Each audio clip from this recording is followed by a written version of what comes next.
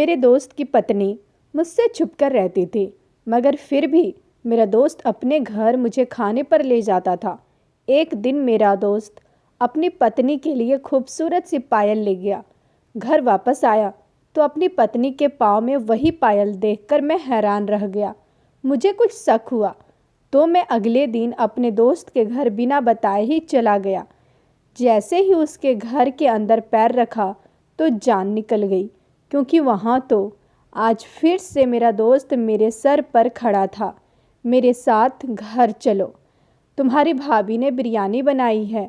मैंने साफ साफ इनकार कर दिया, क्योंकि मुझे रोज़ रोज़ श्याम के घर जाना अच्छा नहीं लगता था। उसकी पत्नी मुझसे छुप छुप कर रहती थी और मैंने महसूस किया था कि मेरी वजह से उसकी पत्नी परेशान होती है, मगर ना जाने क्यों यह सब श्याम को नहीं दिखता था। वह ज़बरदस्ती हफ्ते में 2-3 बार मुझे अपने घर ज़रूर ले जाता। मैं और श्याम एक ही ऑफिस में काम करते थे, दोस्ती भी बहुत अच्छी थी। मैं बोला, नहीं यार, मैं तुम्हारे साथ नहीं जा सकता। श्याम कहने लगा, क्यों, क्या वजह है, बताओ। ज़रूर तुम भाभी के लिए जल्दी घर जाना चाहते हो। मैंने सोचा कि इस तरह से मेरी जान नहीं छोड़ेगा, इसलिए मैं कोई और ही बहाना कर लेता हूँ। मैंने बोला, नहीं यार, यह बात नहीं है। मेरे पापा की तबीयत खराब है, इसलिए डॉक्टर के पास जाना है। शायद मैं घर वापस लेट ही पहुँचूँगा। श्याम हाँ में सर हिला दिया और बोला, यह तुम्हारी मजबूरी सच्ची है, इसलिए मैं तुम्हें मजबूर नहीं करूँगा। तुम चले जाओ। मेरे मम्मी पापा गांव वाले घर में रहते थे, जबकि मैं और मेरी पत्नी ऑफिस के काम से क्वार्टर लेकर रहा करते थे। खैर, मैं श्याम से जान छुड़वा कर अपने घर आ गया था, मगर ये देखकर तो हैरान ही रह गया कि मेरी पत्नी घर पर नहीं थी। ऐसा पहले कभी नहीं हुआ था। मेरी और पूनम की शादी को 2 साल बीत चुके थे। इन दोनों सालों में जब भी मैं ऑफिस से वापस लौटता तो अपनी पत्नी को घर ही पाया था। उसका यूं घर से गायब होना मामूली सी बात नहीं थी। इसलिए मैं चौकीदार के पास चला गया और बोला, मेरी पत्नी कहाँ गई है, कुछ बताकर गई है? चौकीदार ने नहीं में सर हिला दिया और बोला, साहब जी, मालकिन तो हमेशा घर से जाती है, जल्दी आ जाएगी। मैं तो चौकीदार की बात सुनकर दंग रह गया था कि वह क्या कह रहा था। मेरी पत्नी हमेशा घर से जाती है? आखिर क्यों घर से बाहर जाती है, और मुझे इस बात को बताई क्यों नहीं थी? मैं बोला, क्या मतलब, हमेशा कहाँ जाती है? वह बोला, साहब जी, हम तो नौकर हैं, हमें क्या पता कि घर के मालिक कहाँ जाते हैं और कहाँ से आते हैं। जब मालकिन आ जाएगी तो खुद ही पूछ लीजिएगा। मैंने सर हिलाकर वापस अपने कमरे में चला गया, मगर मेरा दिमाग बुरी तरह उलझ गया था। मेरी पत्नी कहाँ जा सकती थी? 2 घंटे यूं ही बीत गए थे। फिर श्याम ने फ़ोन किया कि पापा का चेकअप हो गया है, डॉक्टर ने क्या कहा है? मैं बोला, नहीं यार, आज पापा ने जाने से मना कर दिया था, इसलिए मैं घर वापस आ गया। श्याम की आवाज़ घबराई हुई थी। वह बोला, क्या कह रहे हो? तुमने तो मुझसे कहा था कि पापा का चेकअप करवाना है, तुमने मेरे साथ धोखा क्यों किया? श्याम की आवाज़ में दबा दबा गुस्सा था। मैं भी बहुत परेशान हो रहा था, इसलिए गुस्से से बोला, पापा ने जाने से मना कर दिया तो क्या मैं ज़बरदस्ती उन्हें अपने कंधों पर उठा कर ले जाता? तुम भी यार हद करते हो। इतना कहकर मैंने फ़ोन बंद कर दिया था। अभी आधा घंटा ही गुजरा था कि मेरी पत्नी कमरे में आ गई थी। वह बहुत घबराई हुई थी।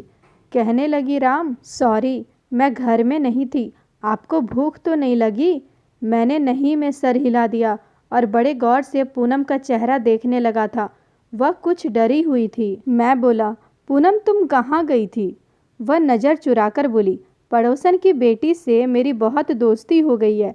मैंने सर हिला दिया और उसे कोई सवाल जवाब नहीं किया था, क्योंकि मुझे अच्छा नहीं लग रहा था कि मेरी पत्नी मुझसे नज़रें चुराकर बात करे। पूनम ने खाने का इंतज़ाम किया था, हम खाना खाने बैठ गए थे। फिर पूनम बोली, राम, आप तो आज पापा को डॉक्टर के पास लेकर जाने वाले थे ना, क्या हुआ? फिर मैं पूनम की बात सुनकर सोचता रह गया था, क्योंकि मेरा पापा को अस्पताल ले जाने का कोई इरादा नहीं था और ना ही उनके चेकअप की डेट थी। यह बात तो मैंने ऑफिस में बैठे बैठे ही कर ली थी, ताकि श्याम के साथ उसके घर न जाना पड़े और उसकी पत्नी को किसी किस्म की परेशानी ना हो। मैंने पूनम की तरफ देखकर बोला, मैंने तुमसे कब कहा था कि पापा को अस्पताल लेकर जा रहा हूँ? वह डर गई थी। फिर बोली, मैंने आपके ऑफिस कॉल की थी तो मुझे पता चला कि आप पापा को अस्पताल लेकर गए हैं, इसलिए मैं अपनी पड़ोसन के पास चली गई थी। मैंने हाँ में सर हिला दिया। आज पूनम बहुत अजीब सी लग रही थी। मैं इन सब बातों से बहुत परेशान हो गया था। रात भर मुझे नींद नहीं आई थी। चौकीदार की बातें मुझे परेशान कर रही थी। मेरी पत्नी कहाँ जाती थी? फिर मैंने सोचा कि मेरी पत्नी पड़ोसन के घर जाती होगी, क्योंकि मैं उस पर शक नहीं कर सकता था, क्योंकि मेरी उससे शादी को 2 साल हो गए थे, मगर हम बचपन से एक दूसरे को जानते थे। पूनम मेरे पापा की दोस्त की बेटी थी और हम दोनों की मंगनी बचपन में ही हो गई थी। हम दोनों में शुरू से ही बड़ी दोस्ती और बड़ी मोहब्बत थी। पूनम तो मेरे बिना सांस भी नहीं लेती थी। शादी से पहले ही पूनम ने मेरे साथ निभाई थी। अब तो फिर हमारी शादी हो गई थी, इसीलिए मुझे उस पर पूरा भरोसा था। सुबह जब मैं ऑफिस गया तो श्याम ने मेरा हाथ पकड़ लिया था और कहने लगा, तुम कल मुझसे झूठ बोलकर अपने घर चला गया, जबकि मैंने स्पेशल तुम्हारे लिए बिरयानी बनवाई थी। तुम जानते हो मेरी पत्नी ने मुझे कितनी बातें सुनाई। आपके दोस्त को घर आना नहीं है और आप मुझे झूठ में परेशान करते हैं। मैं बोला, यार श्याम, मैं भाभी का ख्याल करके नहीं आया था। वह छुप छुप कर रहती थी।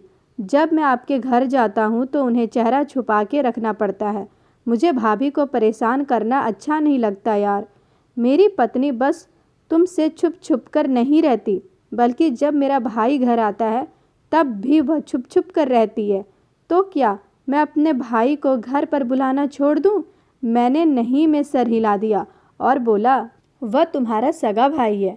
मैं नहीं चाहता कि मेरी वजह से तुम्हारी और भाभी की लड़ाई हो। श्याम मेरी बात सुनकर हंसने लगा था। वह बोला, अरे यार, मेरी पत्नी ऐसी नहीं है। लगता है पूनम भाभी तुम्हें मेहमान बुलाने की इजाज़त नहीं देती, तभी तो तुम इतना डरते हो। जबकि मेरी पत्नी मुझसे कहती है कि श्याम, मेहमानों को खाना खिलाना अच्छी बात है। मैं श्याम की बातें सुनकर एकदम से हल्का फुल्का हो गया था। यार, तुमसे बातों में कोई नहीं जीत सकता। अगली बार जब तुम मुझे बुलाओ तो मैं तुम्हारे साथ ज़रूर चलूँगा। श्याम मेरी बात सुनकर खुश हो गया था। मैंने सोचा कि श्याम की पत्नी अब उसे मेरी दावत देने से रोकेगी, मगर मैं कहाँ जानता था कि वह 2 दिन बाद फिर से मुझे अपने साथ घर चलने को कहेगा। एक बार फिर कहने लगा कि तुम्हारी भाभी ने कोरमा बनाया है, तुम्हें मेरे साथ चलना होगा। मैं सोचकर हैरान होता कि भाभी को कैसे पता कि मेरी पसंदीदा डिश कौन सी है। खैर, जब श्याम ने बुलाया तो मुझे जाना ही पड़ा था, क्योंकि मैं इस बार मना करके उसका दिल नहीं तोड़ना चाहता था। यह नहीं था कि पूरे ऑफिस में श्याम से बस मुझसे ही दोस्ती थी।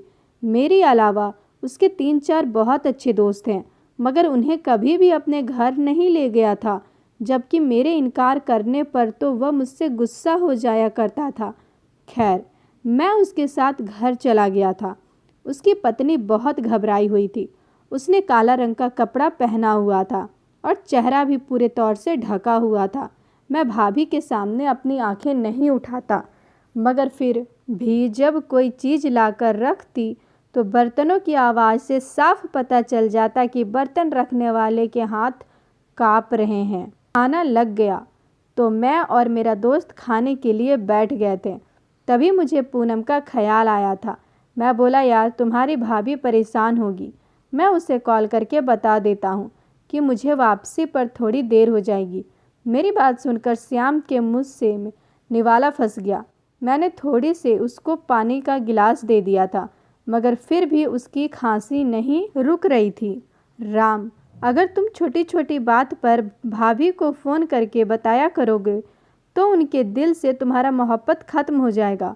उनको ज़रा अपना इंतज़ार करने दो। इंतज़ार से ही मोहब्बत बढ़ती है। मैं हंसा और बोला, बस बस, अपना बहस अपने पास ही रखो। हम दोनों में बचपन से ही मोहब्बत है। श्याम का चेहरा पर मुस्कुराहट एक लम्बे के लिए फीकी पड़ गई थी, जिसे मैं समझ नहीं पाया था। मैंने अपना मोबाइल उठाया और पूनम के नंबर डायल कर दिया। बेल बजने लगी। ऐसा लग रहा था जैसे पूनम का मोबाइल किचन में बज रहा हो, मगर अब आवाज़ रुक गई थी। मैंने फिर से फ़ोन किया और बोला, पूनम कहाँ हो? उसकी गुस्से भरी आवाज़ मुझे सुनाई दी थी। वह कहने लगी, मुझे कहाँ जाना है, मैं तो घर में ही हूँ। आप मुझे बताइए कि आप कहाँ हैं, मैं कब से आपका इंतज़ार कर रही हूँ। मैं बोला, यार सॉरी, मैं तुम्हें बताना भूल गया था। दरअसल मैं श्याम के घर आया हूँ, मैंने यहीं खाना खा लिया, तुम भी खा लो। पूनम ने हाँ में हामी भर ली, तो मैंने फ़ोन रख दिया था। खाने से फ्री होकर मैं जल्दी घर आ गया था। मैं घर में घुसने लगा तो मैंने चौकीदार से बोला, साहब क्या आज मालकिन कहीं गई थी? उसने इस बात में सर हिला दिया और बोला, जी गई हुई थी, अभी 20 मिनट पहले ही वापस आई है। मैं हैरान हो गया कि मैंने 1 घंटा पहले फ़ोन किया था तो वह मुझसे कह रही थी मैं घर पर ही हूँ। ना जाने वह मुझसे अपनी बातें क्यों छुपाने लगी थी। मैं अपने कमरे में आया तो पूनम मुंह फुलाकर बैठी हुई थी। उसके सामने आकर बैठ गया और बोला, क्या बात है पूनम, तुम गुस्से में लग रही हो। वह गुस्से में बोली, क्या मुझे रूठने का हक भी नहीं है? आप रोज़ रोज़ अपने दोस्त के घर चले जाते हैं। मुझे तो अब ऐसा लगने लगा है कि आप मुझे धोखा दे रहे हैं। आप दोस्त के घर कहकर कहीं और चले जाते हैं। मैं उसके चेहरे को देखकर बोला, पूनम ऐसा होता, इंसान को हर आदमी अपने जैसा ही लगता है। धोखा वह खुद दे रहा होता है और इल्ज़ाम किसी और पर लगा देता है। पूनम का चेहरा फीका पड़ गया था। वह घबराए हुए बोली, क्या मतलब है आपका? आप कैसी बातें कर रहे हैं? मैं हंसा और बोला, यार मजाक कर रहा था, तुम तो सच में डर गई। मेरी बात सुनकर उसकी आवाज़ें गले में फंस गई थी। वह बड़ी मुश्किल से बोली, नहीं नहीं, मैं क्यों डरूंगी? मुझे तो आप पर आश्चर्य हो रही है कि आप बिना बताए घर से चले जाते हैं और फिर मेरे सवाल का जवाब देने के बजाय घुमा फिरा कर बातें करते हैं। मैंने पूनम का हाथ पकड़ लिया और बोला, पूनम जब कोई घर से बिना बताए कहीं चला जाता है तो क्या होता है? पूनम कहने लगी, यह गलत बात होती है। पति पत्नी एक दूसरे का राजदार होते हैं। उन्हें चाहिए कि आपस में हर बात एक दूसरे के साथ शेयर किया जाए। घर से बिना बताए जाना तो बुरी बात होती है ना? मैं बोला, जब पति घर से बिना बताए जाता है तब बुरी बात होती है। यह कानून दोनों पर लागू होता है। मेरी पत्नी बौखला गई थी, अपना हाथ छुड़ाकर बाहर चली गई थी। कहने लगी, ना जाने श्याम के घर से क्या खाकर आते हैं कि आपकी बातें ही ख़त्म नहीं होती। वह बाहर चली गई तो मैं सोच में पड़ गया था कि मेरी पत्नी क्यों मुझसे झूठ बोलकर बाहर जाती है।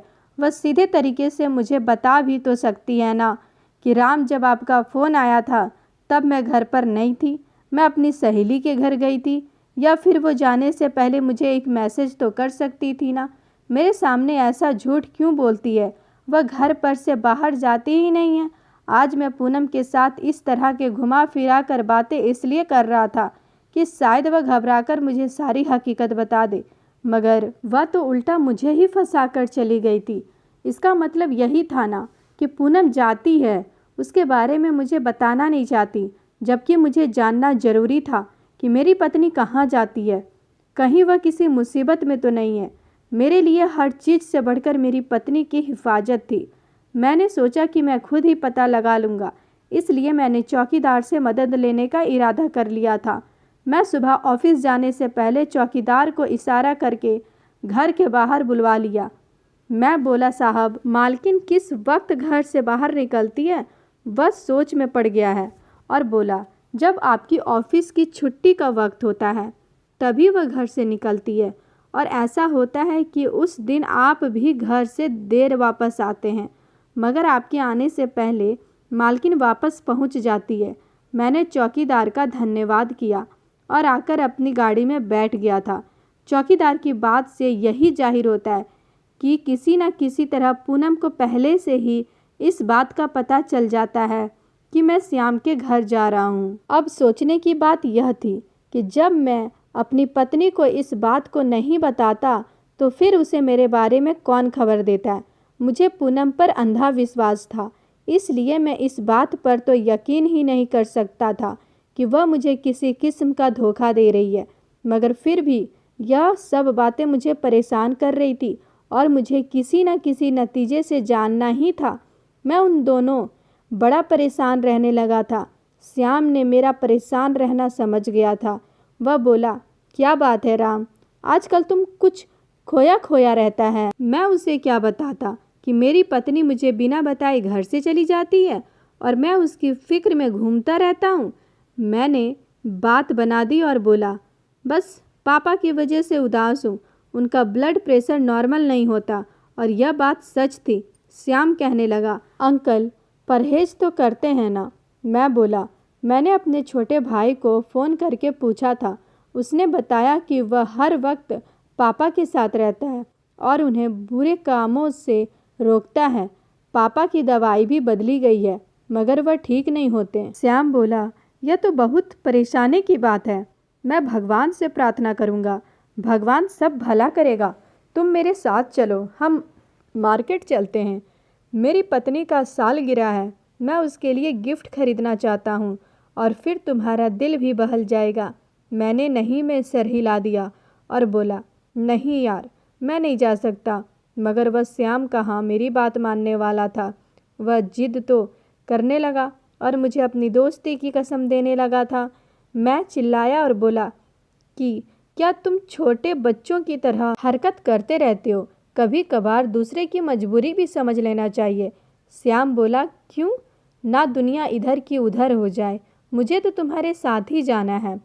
क्योंकि मुझे गिफ्ट खरीदना नहीं मालूम है, मैं भारी दिल के साथ उसके साथ चल पड़ा था। मगर सच बताऊं तो आज मुझे उस पर बहुत गुस्सा आ रहा था, मगर वह छिपकली की तरह मुझसे चिपक कर रह गया था। मैं तो उस दिन को कोस रहा था जब मैं श्याम के साथ दोस्ती की थी। वह बहुत अजीब किस्म का इंसान था। उसे दूसरे की परेशानी से कोई फ़र्क नहीं पड़ता था। वह तो बस चाहता था कि उसकी बात सुनी जाए। मैं तो अपने घर से बहुत परेशान था और वह मेरी नाक पर दम करके रखा था। ऑफिस में और भी उसके बहुत सारे दोस्त थे, उन्हें भी अपने साथ लेकर जा सकता था। ना जाने वह बस मुझे हर जगह अपने साथ क्यों लेकर जाता था। आज हम मार्केट गए। श्याम कहने लगा, मैं अपनी पत्नी को पायल देना चाहता हूँ, तुम मेरी मदद करो कि कैसा डिजाइन लूँ। मैं भी जल्दी घर जाना चाहता था, इसलिए उसकी मदद करने लगा था। तभी मेरी नज़र एक बहुत ही खूबसूरत पायल पर पड़ी थी। वह इतनी खूबसूरत थी कि देखकर दिल खुश हो गया था। मैं बोला, यह ले लो, भाभी को पसंद आएगी। श्याम ने मेरी पसंद की पायल खरीदी थी और फिर हम घर आ गए थे। आज पूनम घर पर ही थी। वह मुझे देखकर बहुत खुश हुई थी, जबकि मैं आजकल इस कदर परेशान रहने लगा था कि खुश होना ही भूल गया था। पूनम मेरे पास आकर बैठ गई और बातें करने लगी। वह थोड़ी देर इधर उधर की बातें करते रही, जबकि मैं हाँ में जवाब देता। फिर बोली, आपकी दोस्ती श्याम के साथ कैसे हुई थी? मैं उसके सवाल पर चौंक गया था। अब मुझे अंदाजा हुआ था कि जब से मेरी और पूनम की शादी हुई थी, वह किसी न किसी तरह से श्याम को ज़रूर लाती थी और मुझे उसके बारे में पूछती रहती थी। न जाने क्यों श्याम में इस कदर दिलचस्पी लेती थी। मैं बोला, हमारी शादी के बाद ही मेरी उससे दोस्ती हुई थी। मुझसे पहले बहुत से लड़के ऑफिस में उसके दोस्त हैं, लेकिन मुझसे दोस्ती करने के बाद उसने हर किसी को पीछे कर दिया। अब तो हर वक्त मुझसे ही बातें करता है, मुझे ही हर जगह अपने साथ लेकर जाता है, अपने घर भी लेकर जाता है। मैं तो मना करता हूँ क्योंकि उसकी पत्नी मुझसे छुप छुप कर रहती है और मुझे रोज़ रोज़ उसके घर जाना अच्छा नहीं लगता। मगर श्याम तो मेरी बात समझना ही नहीं चाहता, हर चीज़ में मुझसे जिद करता है। अब तो मैं उससे तंग आ गया हूँ। पूनम जल्दी से बोली, किसी के मोहब्बत से तंग नहीं होना चाहिए। खुश नसीब इंसान वह होता है जिसे सच्चे दोस्त मिलते हैं। मैंने हाँ में सर हिला दिया। आज मैंने पूनम को श्याम के बारे में पूरी बात बता दिया था। तब पूनम ने मेरा हाथ पकड़ लिया और बोली, राम, अगर आपको कभी पता चले कि श्याम ने आपको धोखा दिया है तो आप क्या करेंगे? पूनम के यह सवाल मेरे कान खड़े हो गए थे। मैं बोला, किस किस्म की धोखा? बिजनेस के बारे में या ज़िंदगी के? पूनम बोली, ज़िंदगी में। मेरा मतलब है कि अगर आपका दोस्त आपके हक पर डाका डाले जिसे आप बहुत दिल से चाहते हो, अगर उसको श्याम ने छीन ली तो आप क्या करेंगे? मुझे पूनम के यह सवाल ने बहुत ज़्यादा बेचैन कर दिया था। पूनम और श्याम की बहुत सी चीज़ एक दूसरे के साथ मिल रहे थे और अब उसका यह सवाल। मैंने बोला, पूनम, जो चीज़ मेरी होगी वह कभी मुझे छोड़कर श्याम के पास नहीं जाएगी। पूनम फिर बोली, अगर ऐसा कभी हुआ तो आप श्याम के साथ क्या करेंगे? क्या आप उसके साथ दोस्ती ख़त्म कर देंगे या उसको नुकसान पहुंचाने की कोशिश करेंगे? मैं बेचैन होकर बात बदल दिया था और बोला, तुम क्या बुरी बात लेकर बैठ गई हो? उठो, जाओ मेरे लिए चाय बना कर लाओ। पूनम कुछ कहे बिना किचन में चली गई। मैं अपने आप में ही सोचता रह गया। अब मैं चाहता था कि हर चीज़ मेरे सामने खुल जाए। अब मैंने सोच लिया था कि मैं इस राज को जानने के लिए हर हद पार कर जाऊंगा। अगर इसके लिए मुझे पूनम पर शक ही करना पड़े तो भी मैं पीछे नहीं हटूंगा। जब मैं अगले दिन ऑफिस से घर वापस लौटा तो यह देखकर मेरी जान निकल गई कि पूनम वही पायल पहनी हुई थी जो कल श्याम मेरे साथ जाकर अपनी पत्नी के लिए गिफ्ट लेकर आया था। मैं उसको देखकर दंग रह गया। अब मुझे इस बात का अंदाज़ा हो गया था कि पूनम और श्याम का आपस में कोई ना कोई रिश्ता ज़रूर है। मैं बोला, पूनम, तुम इतनी खूबसूरत पायल कहाँ से लाई हो? यह तुम्हारे ऊपर बहुत अच्छा लग रहा है। पूनम मुस्कुराकर बोली, राम, आप जब ऑफिस चले जाते हैं तो अब मैं अपने दोस्त के घर चली जाती हूँ। उस दोस्त ने मुझे गिफ्ट दी है। मैंने सर हिला दिया था। अब मैं समझ गया था कि इसीलिए अगले दिन जब ऑफिस गया तो श्याम से बोला कि आज आप तुम्हारे घर डिनर करने आऊँगा। अपनी पत्नी से कहो कि कुछ अच्छा बनाए। श्याम खुश हो गया और उसने फ़ौरन ही कहीं दूर जाकर अपनी पत्नी को फ़ोन करके बता दिया। छुट्टी होने में जब 1 घंटा रह गया तो मैं श्याम से चोरी छुपे ऑफिस से निकल आया था और उसके घर चला गया था। मैंने अचानक ही दरवाज़ा खोल दिया। सामने का मंजर देखकर तो मुझ पर आसमान गिर पड़ा था, क्योंकि वहाँ तो मेरी पत्नी पूनम बैठी थी। पूनम ने मुझे देखकर थर-थर काँपने लगी थी। मैं आगे बढ़ा और बोला, पूनम, यह सब क्या है? तुमने मेरे साथ इतना बड़ा धोखा दिया? पूनम रोने लगी और मेरे कदमों में गिर गई और बोली, राम, मेरी बात सुन लें, मैंने आपके साथ कोई धोखा नहीं किया। फिर वह कहने लगी, आप जानते हैं कि आपके चाचा के यहाँ 2 जुड़वा बेटियाँ पैदा हुई थी। दोनों एक तरह की थी और एक रंग की थी। नीलम के साथ आपकी मंगनी हो गई थी। वह भी आपको बहुत चाहती थी, मगर जब शादी की डेट तय हो गई थी तो वह कुछ बेचैन सी हो गई। मुझे शक हुआ कि कुछ ना कुछ तो गड़बड़ ज़रूर है। मैंने उससे बातें की और पूछा। अगर उसने मुझे अंदर की बात नहीं बताई और शादी के दिन नीलम घर से भाग गई थी। उसने एक लेटर लिखा था जिसमें उसने यह बताया कि वह किसी और लड़के को पसंद करती थी और उसी के साथ विवाह करना चाहती थी। यह सब पढ़कर तो मेरे घर वालों पर मुसीबत टूट पड़ा। पापा मेरे आगे हाथ जोड़कर बोले, पूनम, तुम मेरी इज्जत बचा लो। नीलम की जगह तुम दुल्हन बन जाओ। और मुझे उनकी बात माननी पड़ी। मैं दुल्हन बन के आपके घर विदा होकर आ गई। पीछे से घर वालों ने यह नाटक रचा दिया कि नीलम हार्ट अटैक से मर गई। मैं बेकसूर थी, मगर फिर भी मेरे घर वालों ने मुझे जीते में मार डालिया। मैं तब से आज तक पूनम बनकर आपके साथ रह गई। एक दिन श्याम घर दावत पर आया था। मैं उससे नहीं जानती थी, मगर वह मुझे नीलम की तरह होने से पहचान गया। उसने घर जाकर नीलम से मेरा जिक्र किया तो नीलम ने मुझे कॉल की और हमसे बात होने लगी। और यूँ श्याम आपको ज़बरदस्ती अपने घर इसलिए लेकर जाता था क्योंकि इस तरह मुझे और मेरी बहन को एक साथ वक्त बिताने को मिल जाता था। आप और श्याम हॉल में बैठ जाते, मैं और नीलम उसके कमरे में बैठकर बातें करते थे। फिर मैं आपसे पहले ही पिछले दरवाजे से निकलकर घर पहुंच जाती थी। मैं आपके ऑफिस टाइमिंग में कभी घर से इसलिए नहीं निकलती थी कहीं आप अचानक घर ना आ जाएं। आप जानते हो, मुझसे सवाल करते कि तुम कहाँ गई थी, तब मैं आपको क्या जवाब देती। जिस दिन आपको नीलम के घर जाना होता था श्याम मुझे फ़ोन करके आपसे पहले ही बुला लिया करता था। इस तरह आपको भी कभी पता नहीं चलता था। इतनी देर में नीलम भी किचन से निकल कर बाहर आ गई थी। वो मेरे सामने हाथ जोड़कर रोने लगी। वह बोली, मुझे माफ़ कर दो राम, मैं श्याम से मोहब्बत करने लगी थी। मोहब्बत किसी और से करती और रहती किसी और के साथ तो यह बहुत गलत होता, इसलिए मैं घर से भाग गई। आपको दीदी की शक्ल में मुझसे अच्छी पत्नी मिल गई।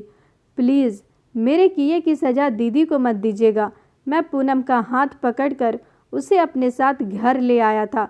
मैंने पूनम का नीलम से बोलचाल बंद करा दिया, जबकि पूनम हर रोज़ मुझे समझाने की कोशिश करती है और चाहती है कि मैं श्याम और नीलम को माफ़ कर दूं। मगर दोस्तों, मुझे आप बताएं, क्या श्याम और नीलम को माफ़ कर देना चाहिए या रिश्ता ख़त्म कर देना चाहिए? तो आज की कहानी आपको कैसी लगी कमेंट बॉक्स में ज़रूर बताइएगा। वीडियो अच्छी लगी हो तो एक लाइक कर दीजिएगा। मेरे चैनल पर अगर आप नए हो तो हमारे चैनल सब्सक्राइब कर लीजिएगा। कल मिलते हैं एक नई कहानी के साथ, तब तक अपना ख्याल रखिएगा। धन्यवाद दोस्तों।